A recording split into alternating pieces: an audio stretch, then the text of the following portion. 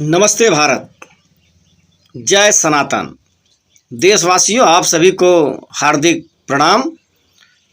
अब आप जो यह एक ऐसे महापुरुष, वीर पराक्रमी, भारत रक्षक का आप जो चेहरा ढका हुआ एक मूर्ति देख रहे हैं, और यह बहराइच में लगने जा रही है।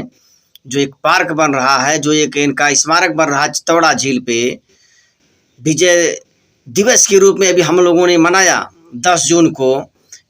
क्या इनका नाम क्या है? तो इनका नाम है महाराजा सुहेलदेव राजभर। हाँ साथियों, आपने सही सुना, महाराजा सुहेलदेव राजभर। अब राजभर के नाम से कई लोगों को मिर्ची लगती है कि राजभर क्यों कहा जाता है।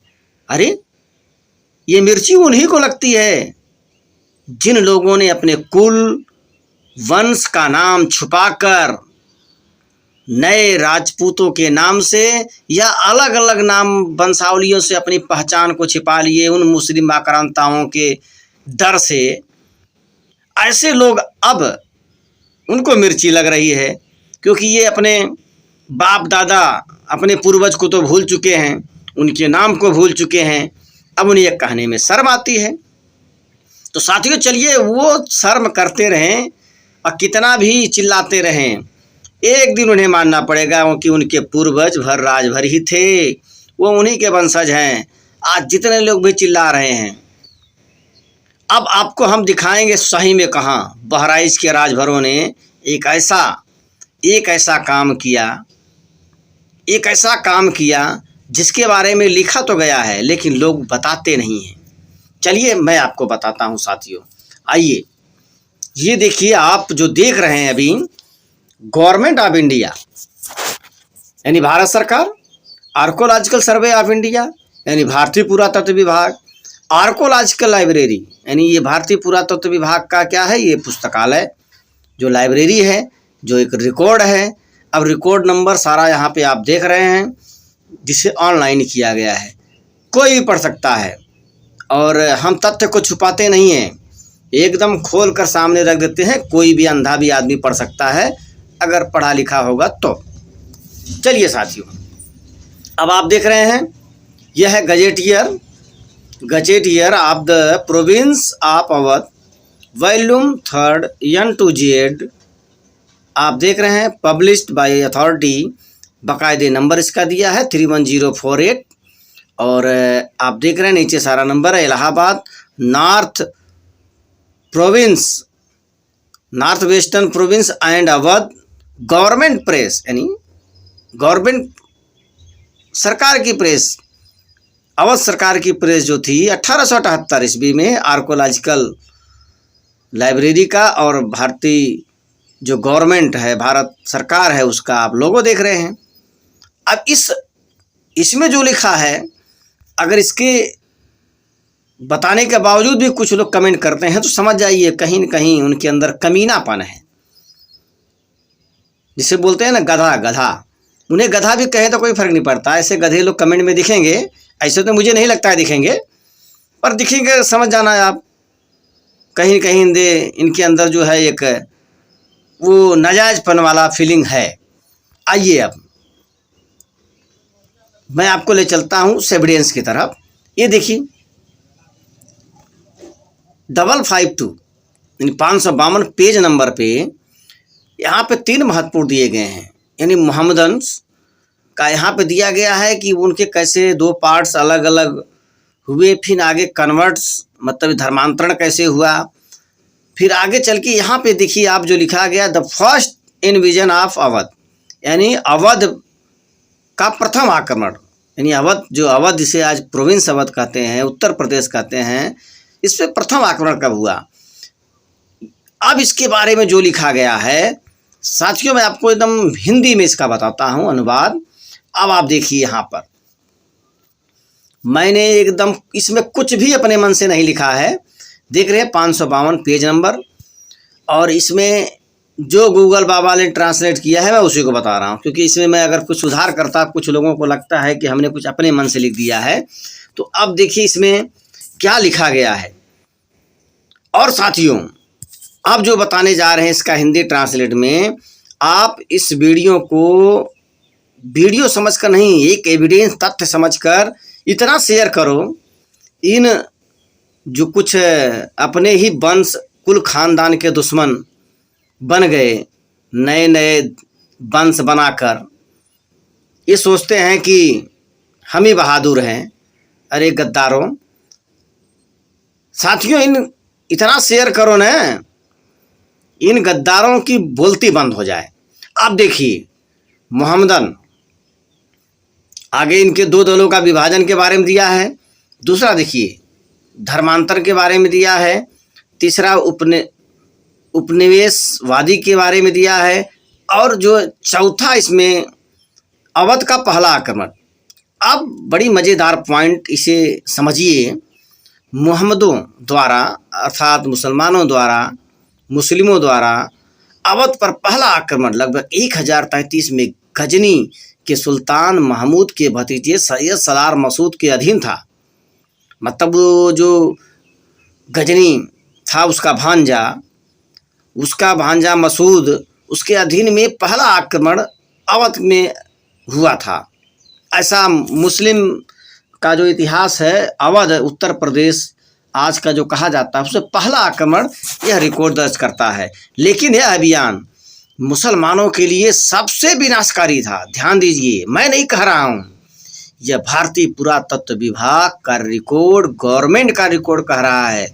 यह अभियान मुसलमानों के लिए सबसे विनाशकारी था, क्योंकि शायद ही कोई आदमी उनकी हार और मौत की कहानी सुनाने के लिए लौटा हो। जरा सोचिए, कितना बड़ा और कितनी बड़ी बात लिखी गई है कि कोई लौटा ही नहीं। इस सेना द्वारा लिए गए मार्ग के साथ सलार के अनुयायियों की कब्रें अभी भी जिले में बताई गई हैं।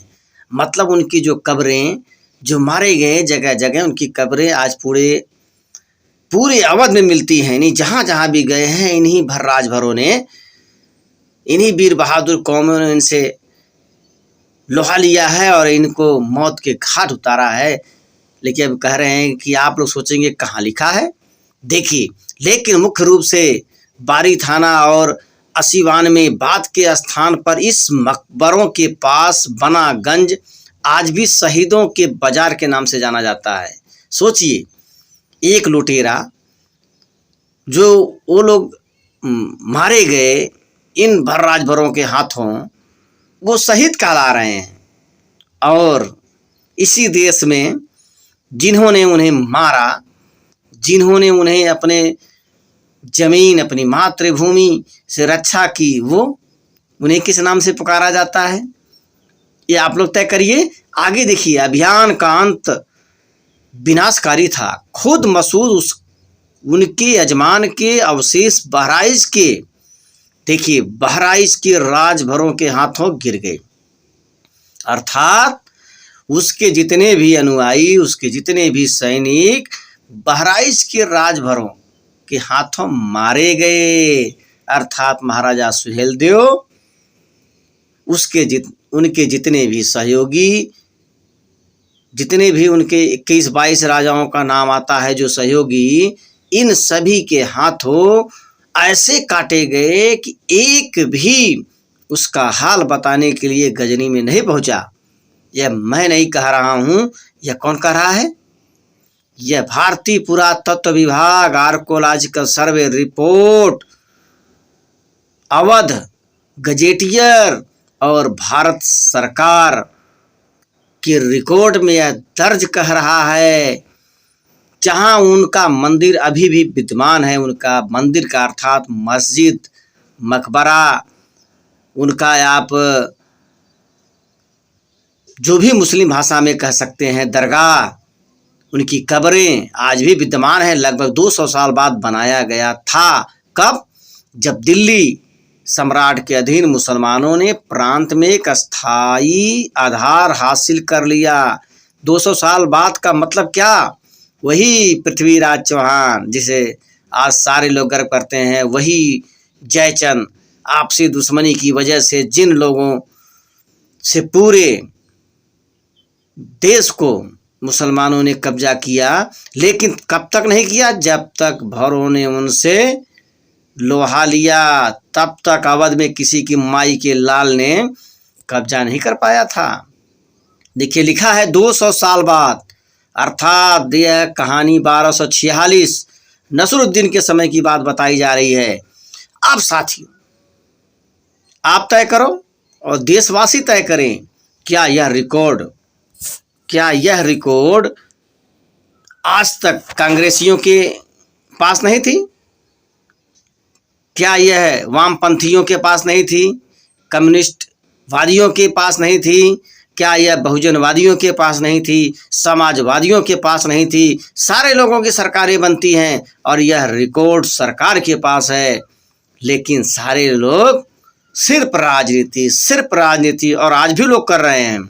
अगर भारतीय जनता पार्टी भी अगर यह राजनीति कर रही है या करेगी, मुझे नहीं लगता है करेगी, लेकिन ऐसा करेगी तो बहुत बड़ी भूल होगा, बहुत बड़ा भूल होगा। साथियों, सारा रिकॉर्ड, सारा इतिहास, एक एक इंच जमीन के मालिक अगर कोई था तो अवध में 13वीं सदी के पहले यही भार शिवभर राजभर वंश के ही लोग थे, जिन्होंने लड़ते लड़ते अपने आत्म को खत्म कर दिया। लेकिन कुछ ऐसे भी इसी वंश के बहुत राजपुताना में शामिल हैं।